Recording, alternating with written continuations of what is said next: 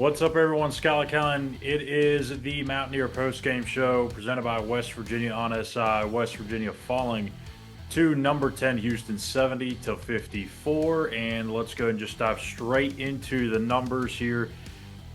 West Virginia 19 of 43 from the field, 9 of 22 from 3-point range. You would have probably thought you hit 9 3-pointers in this game. You got to like your chances. Unfortunately, Houston hit a couple of more, and that was pretty much the story. Houston was just red hot in the first half. They were hitting just about everything they threw up. And LJ Cryer specifically, 5 of 10 from 3-point range. He had 18 points, which did not lead the Cougars, which was actually Jawan Roberts with 22 points on 10 of 13 shooting. Very efficient night for him. Most of that came in the first half. For West Virginia, it was Amani Hansberry leading the way in the scoring category with 16 points, 3 of 5 from 3-point range. A nice breakout for him offensively. Javon Small, 13 points and 8 assists, all 13 points coming in the first half. So definitely not the way that obviously Darren DeVries and company wanted this one to go, but you kind of knew this was going to be an uphill battle. You just played on Sunday in Colorado. You make the trip over to Houston. You wait a couple of days. You play one of the best defenses in all of college basketball. Folks, this is now 9 straight games for the Cougars where they've held their opponents under 60 points. That is a legitimate defense, a national title contending type of defense, and it's a tough place to play. And I will go ahead and say that that's probably going to be one of the best home court advantages in the Big 12 within the next couple. I mean, I guess you could already say it is. I mean, they've won what 31, 32 straight games there at the Fertitta Center, but I think the more they're or the longer they're in the Big 12, the more people are going to know about it. It's a really nice venue. It doesn't hold a lot of people, but it can be loud. It was loud there tonight with only what 7,000 some folks on hand, and it didn't even feel like it was probably their loudest that place has been. So it's going to be a challenging place to play for sure. But that's a good team, and there's nothing wrong with losing to a team like that. And the only thing you can do is just try and learn from it. You're going to see Houston again. They'll come to Morgantown here in a couple of weeks. So you'll get a chance at revenge. And if you can beat Houston at home at the Coliseum, that's going to be really, really good for your resume because now one of your Big 12 losses is essentially a wash, and you won the home meeting, you lost the away meeting. That's just the life of the Big 12. But if you're able to snag that game at the Coliseum, get the season split, you got to like where your tournament resume is standing at that point in time. More specifically for tonight, though, got to love the fight in this team. I mean, we have talked about it time and time again.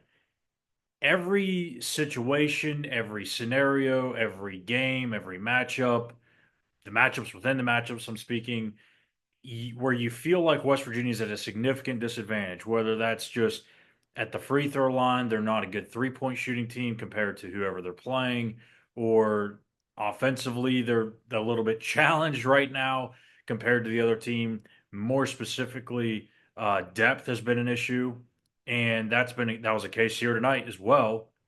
But regardless of what happens, this team just doesn't stop. They don't give up. They don't stop fighting. And that is the one thing that I think a lot of Mountaineer fans can hang their hat on with this year's group is no matter what, they know they're going to get this team to fight for 40 minutes. And I can tell you right now, there's going to be a lot of teams come March, assuming West Virginia makes it to the dance, they're not going to want to see West Virginia in that first round. If the Mountaineers are a 10 or 11 or a 9 seed or 8 seed, regardless of the seed, no one wants to see in that first round West Virginia as their matchup.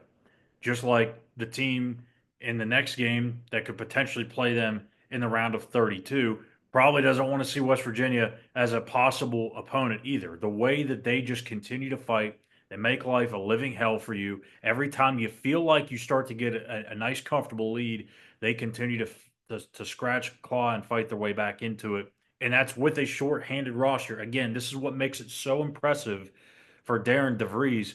He's doing this with essentially a 7-man rotation. You could say it's an 8, it's really a 7, And who knows with Joe Yesufu, he came up hobbling there late in the second half with an ankle. He got off under his own power, but if he's injured, oh boy, Darren's really going to have to be perfect. He's going to have to be batting 1,000 on all of his calls and the way he implements his rotations and mix and matches his lineups. But it's just mind-boggling to see what he has been able to do with this group in just a short amount of time, even in a loss. Like they're not always going to come in wins, but tonight too, I was just impressive in the fact that that team just continued to stay with it when they got down by what was it, 12 or 13 points or whatever. They trimmed it right back down to five. They're down 13 at the half. They come out swinging. They go on an 8-0 run and make things very interesting there in the early part of the second half. They kind of hang around. Houston gets out to a more comfortable lead again. Boom, West Virginia's right back in it thanks to Amani Hansberry. And obviously, things kind of fell apart there in the final 8 minutes or so, but that's just legs. That's all that is. That's fatigue. That's a lack of bodies being a lack of fresh bodies on the floor, if you will. So um, that's going to happen. And fortunately, they'll have the next game at home, but it's a quick turnaround. 2 days off before the next matchup against Iowa State. Amani Hansberry, as I mentioned earlier, there in the Open, led the Mountaineers in scoring, and what a night for him. It's been kind of an up and down season for him, probably more so down than up. It's been a lot of inconsistent play. He's shown flashes, I think is probably the better way to put it. Earlier on in the season, before his injury, he showed some things here and there. It can't kind of came in spurts. It really wasn't even really across the full game, but he showed some things offensively. Defensively, he's still got a ways to go. And that was kind of evident there in the first half. They were kind of going at him when Andre was out of the game.